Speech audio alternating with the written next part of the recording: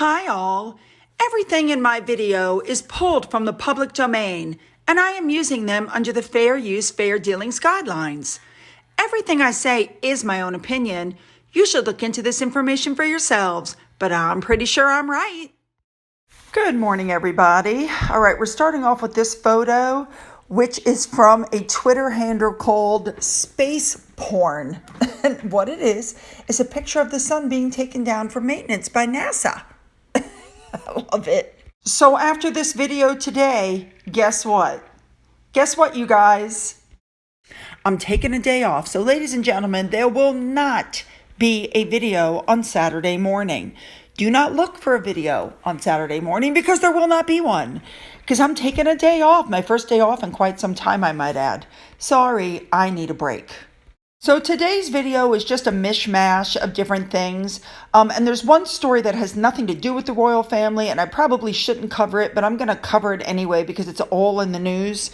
And I'm just hoping to bring a little clarity and perspective. So let's just jump in and get there, shall we? Let's go.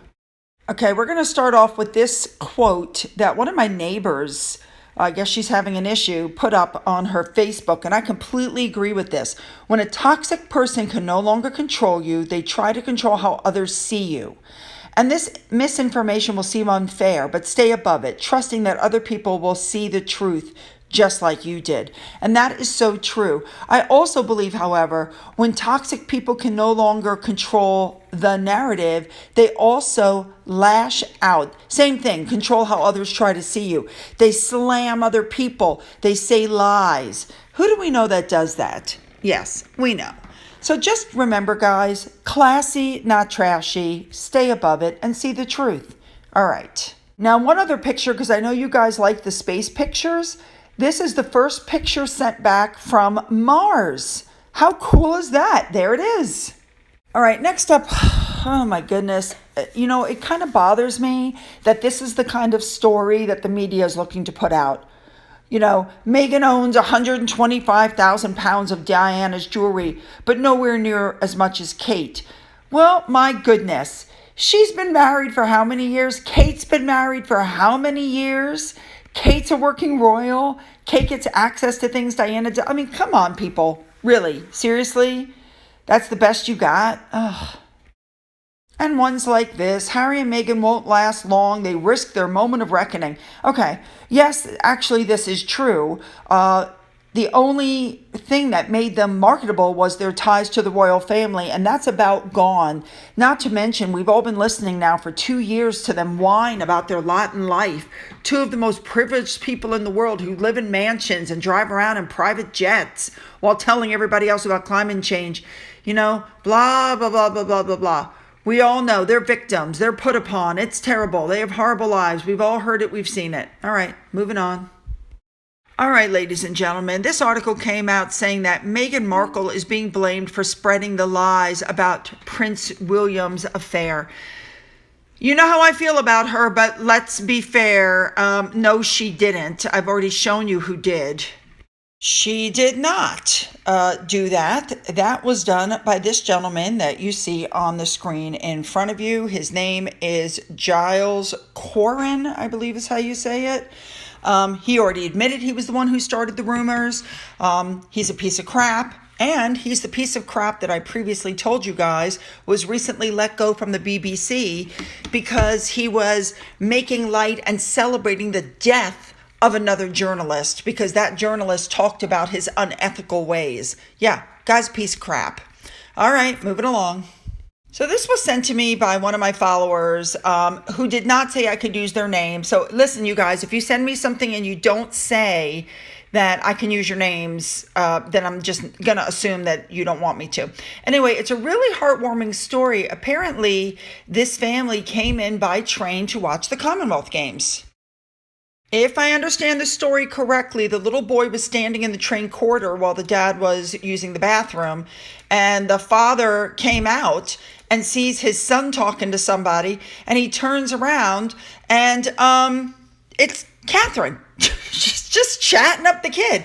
I'm assuming she stopped because she saw the kid standing alone in the corridor. But how sweet is it? Typical Catherine. I love it. And that's one of those stories that 30 years from now, the kid will be telling somebody in the family. All right, moving on. All right, I'm just going to throw this into the middle here. Princess Anne was in Edinburgh, where she went to a sneak peek of the Edinburgh tattoo rehearsal ahead of the opening night. She is patron of the Edinburgh Tattoo, and she met the Piper training cadets at the Redford Barracks. Good for her. All right, these are the kind of stories that I look at the headlines and go, really? So here's what happened. The Queen paid tribute to Charles and William for their climate activism in a message to the Lambeth Conference on Wednesday. She said she was very proud of her son and her eldest grandson for continuing the legacy of the late Prince Philip. No, she didn't mention Harry. She said, and I'm quoting, "Climate change is threatening the lives and livelihoods of many people and communities, not least the poorest and those less able to adapt and adjust. I was interested to learn that the focus of your program at Lambeth Palace today is reflection and dialogue on the theme of the environment, a cause close to the heart of my late husband and carried on by the Prince of Wales and the Duke of Cambridge." And people could not figure out why the Queen didn't mention Harry in her speech. And the answer to that is really quite easy and straightforward. Forget the fact that he's attacked his own family and he's disparaged his own father and brother and was caught lying. Forget all that and just look at what he's done to his grandmother. But besides all of that, he is not a working royal. He's not. People need to just remember that. He's not. He has his own climate activism group, that he's, I seriously don't remember the name of them. That's how unrememberable it all is. And of course, William's got the Earthshot Prize. Yes, he should be praised for the work he's doing. When the Queen praises her son and her grandson, who are working royals, that is appropriate. I don't understand why people believe that Harry, who's done nothing but lambaste the family at every turn, should be praised by the Queen. For what? For the attacks? Give me a break.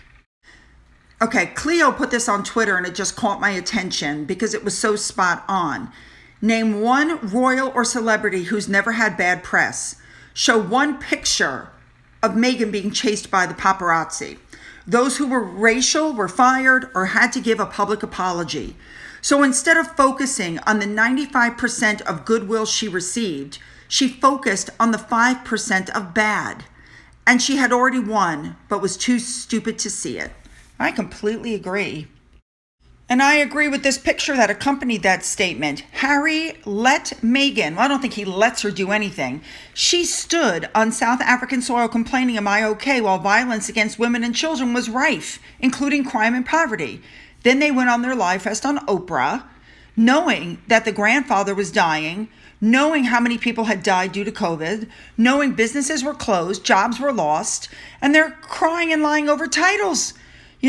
Harry's saying he was cut off, even though we found out that he wasn't cut off. And they were the ones who left to become financially independent. Good point. All right, moving on. All right. This story has nothing to do with the royal family, and I'm going to wade into it. We've all heard in the news, I'm sure, about Archie Battersby. This boy was found hanging with a ligature around his neck. Now, his mother says it was a TikTok challenge. Nobody really knows what happened. She doesn't know it was a TikTok challenge. The kid, I hate to say this, he might have committed suicide. But the point is, he's being kept alive by artificial means, by a tube down his throat, by machines that are doing everything for him. He is brain dead. She's on TV talking about treatments that can happen in other countries. There's hope. I'm telling you, if the boy is brain dead, there is no hope. There is nothing to be done. Now, with that being said, I'd like to thank Pickle on Twitter. She apparently she went through the evidence from the court documents. She went through everything and tried to type up and explain exactly what's happening to the boy. So you'll have to freeze your screens and read to understand what's going on. Archie's mother she's basically delaying the inevitable. His organs are failing. They're becoming necrotic. There's nothing you can do. The court documents clearly show that if you remove the breathing tube, nature's going to take its course. He's being kept alive by artificial means. If they were to leave him like that, what kind of life is that? He'll be in a nursing home being fed through a tube and breathing on a machine for the next 30 years while he develops bed sores. And something else is going to happen that's going to eventually do him in. But I don't think that it's a humane thing to keep this kid on a ventilator. Now, I'm not the mother. I understand her feelings. God knows, in all the years I've worked in the ER, I've seen it, I've heard it, I've done it. But my goodness, this boy should be left to rest in peace. It's such a shame, the whole situation. And I pray for peace and comfort for him and his family. All right, moving on. I just love this picture. This is Dalston Lodge. He is a triple amputee, and he got to meet Edward when he was there for the Bowls England. Yay, go Dalston. All right, here we go. It's Meghan's birthday, and so the Duke and Duchess of Cambridge put up a birthday wish for her. Now, keep in mind that when it was Kate's birthday and William's birthday, Harry and Meghan didn't post anything. Nobody batted an eye. But let me tell you something. If Catherine and William hadn't posted something on Twitter, the Sussex squad would be raging. She didn't do anything. She didn't say anything. Oh my God, look, they're treating her so badly. Yeah, okay. But what I found really interesting was a lot of people were on there writing to the Duke and Duchess of Cambridge going, why are you wishing her a happy birthday? Well, we all know that William and Catherine are very sweet, loving people who rise above all the crap that's thrown at them. And with that being said, I wonder if anybody happened to notice that the photo that they used for the birthday photo was Meghan coming out of the church after sitting in the second row because she requested a better seat and the Queen said no, and then they were standing there being booed. What a picture. Little shade there. All right, moving on. All right, you guys, I don't know what to say. Harry has formally filed another lawsuit against the UK. This is about the same time that supposedly tensions within the royal family are easing. Okay, so the article says, Harry is already suing the British Home Office over its decision to remove his police protection. We already know that, right? And he's claiming that makes it unsafe for him and his wife and the kids to return to the UK. So now he's filed another lawsuit against the same government department, but this time he's also named the Metropolitan Police as a second defendant. Unbelievable. I don't know what to say. So right now, state security is not available on a privately funded basis. He's trying to get the rules changed, which means that anybody could walk over, anybody who has the money can walk over and say, excuse me, I have the money, you're going to protect me, pull them away from your real crimes because I need protection, I'm important. Now, people are saying that this case serves as a barometer for how Harry feels about his dealings with the palace. I can believe that.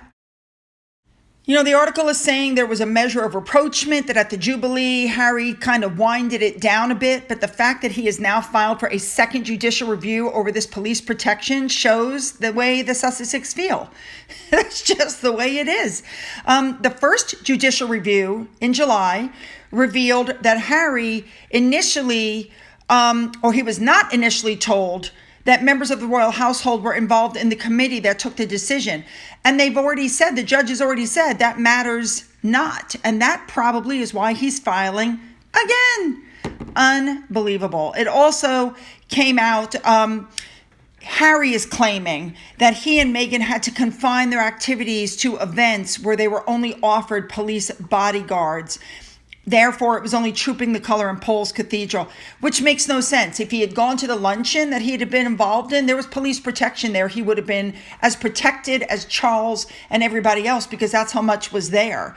If they had gone to the parade that night, they would have been protected because, again, William and Catherine and all of them were there. They would have had the same protection. So his argument doesn't hold water. He's going to keep applying, but let me tell you something.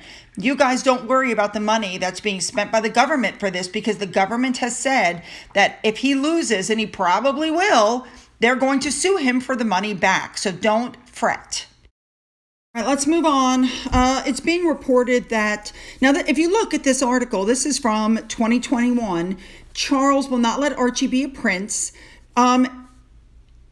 Charles has been talking about slimming down the monarchy for forever and a day. And apparently he told Meghan and Harry that Archie was not going to be prince, their daughter won't be a princess, because he's slimming down the monarchy. And that is why Meghan said on the Oprah show, but he's slimming down the monarchy. He's going to change the convention. And nobody will tell me why. He's just going to change it for Archie and for our children. And nobody will tell me why. She knows why. That's what came out. Charles is slimming down the monarchy. He's been talking about doing that for years, way before she came on the scene. But now, besides that, we all know there's another reason. We all know that Meghan and Harry are trying to set up a royal court in the United States. That's why they continue to grab onto those titles. We're a duke and duchess. He's a prince. I'm a princess. And I think the royal family is like, it's not going to work that way. Now, Harry and Meghan's children were offered titles. Harry and Meghan said no. Meghan said on the Oprah show, why aren't my children being treated the same as the other grandchildren? Yeah, because your children are not in direct line of succession to the throne. They'll never make it to the throne, just like your husband will never make it to the throne. But now we know that Harry and Meghan were informed of that before they went on the Oprah show. That's why Meghan said those things in the interview. You know, they're saying Charles has never made any secret of the fact that he wants to slim down the monarchy when he becomes king, because the public doesn't want to pay for a huge monarchy. Okay, so all he has to do is put out a new letters patent, I believe it is. The Queen issued a new letters patent in 2012 ahead of George's birth to make sure that William and Kate's children would receive titles. And she also made it so that it didn't matter if a girl or boy was born first. So if Charlotte had been born first, she'd be next in line, just like the Queen had been. And there you go. That way the daughters would be titled. To be fair, it's not just the sons. So Charles' plan to change the rules says we're not going to, when the palace was asked, they said we're not going to speculate about these rules coming out in America. We'll just have to wait and see how Charles handles it. I think we know how he's going to handle it. And I think Harry and Meghan were warned of what was going to happen ahead of time. And that's why that all came spilling out on Oprah. All right, moving on. And I commend Charles for not worrying about what the public is going to say. I commend him for wanting to make those changes, even though Meghan tried to seem like it was a racial motivation. She cries racism over everybody. So, yeah, I commend the family for continuing on with everything. I really do. All right, moving on. All right, ladies and gentlemen, this is how we're going to end this. I want to look at Dr. Shola. Now, for those of you who haven't watched the channel, there is a channel on YouTube called Angela, A Scottish View. I love, her beginning has bagpipes. I love bagpipes. Anyway, she did a video. She calls her Shouty Shola, because she's always talking about race. She's always claiming she's oppressed. She's always claiming the Queen is, the head of the colonization, and, it's racism. And why doesn't the Queen pay money for reparations? And, blah, blah, blah, on and on and on she goes. She's a very angry woman. That clearly comes across. Anybody who's on her Twitter account can see the constant tweets. She throws racism into everything, and yet she put up this tweet where we see race in everything, and we are denying their, intellect as an inferior to their race, and we're gaslighting them on racism when she's the one who's calling out racism every other day. I'm telling you. So to go back to Angela's channel, what she did was she took this screenshot of Dr. Shola's Wikipedia page before it was changed and did a little digging into her background and found that she's part of the Nigerian royal monarchy that sold slaves. They sold their own children into slavery. So she's an obvious sugar, she doesn't even try to hide it, who heaps abuse upon the royal family every chance she gets, and who heaps nothing but praise upon Harry and Meghan at every chance. And half the time what she's saying isn't even correct. Look at this. I bet it was Harry and Meghan's choice not to be on the balcony. Wrong.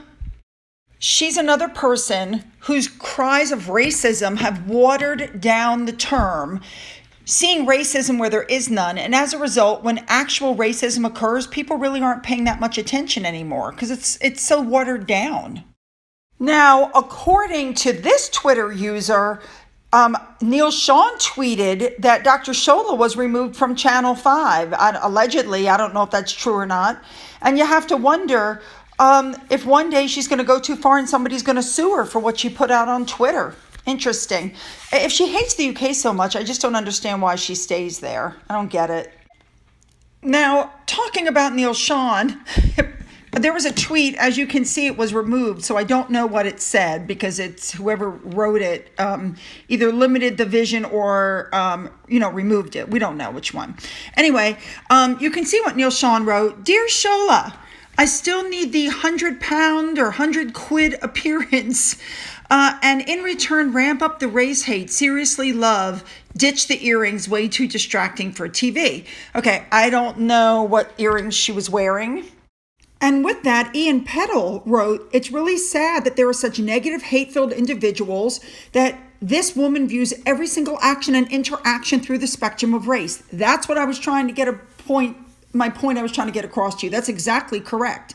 She misses so much positivity and beauty in the world that we don't need the negative racism. And he goes on to write later on down a little bit that perhaps it's her own genetic guilt that she struggles with to deal with, hence the need to overcompensate. Now, Yvonne on Twitter then got on and said that they saw on Twitter earlier that Rishi spoke about de-radicalization of individuals who don't like the UK. Wonder who he was referring to. Interesting. And then, of course, Dr. Shola replied, is that £100 still going? And then she claimed she borrowed the earrings from Meghan Markle, who said they came from Saudi Arabia. Ooh, blood diamonds. So at least she acknowledges in some fashion that Meghan Markle was wearing blood diamonds. Oh, my God. All right. I completely agree with this statement made by Thomas Sowell. Racism is not dead, it's on life support, kept alive by politicians, race hustlers, and people who get a sense of superiority by denouncing others as racist. There you go, spot on. So I highly recommend that you go to Angela, a Scottish Views channel. You click the button for videos, and the video underneath it is called Shouty the Hypocrite. She provides proof and evidence of absolutely everything, but I think you guys would find it very interesting. So feel free to go and watch that video.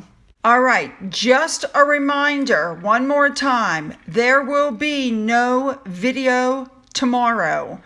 No video on Saturday, so don't go looking for it, okay? But leave those comments because at some point, I'm going to log on and read all your comments. Don't forget to hit the subscribe button and the bell to be notified of uploads. If you've already hit the button, double check and make sure that you are still subscribed, okay? Don't forget you can follow me on Twitter, Getter, Rumble. You can email me. For those of you who have donated to my coffee fund and who have donated through the thanks button, thank you so much. And as always, you guys, have a great day.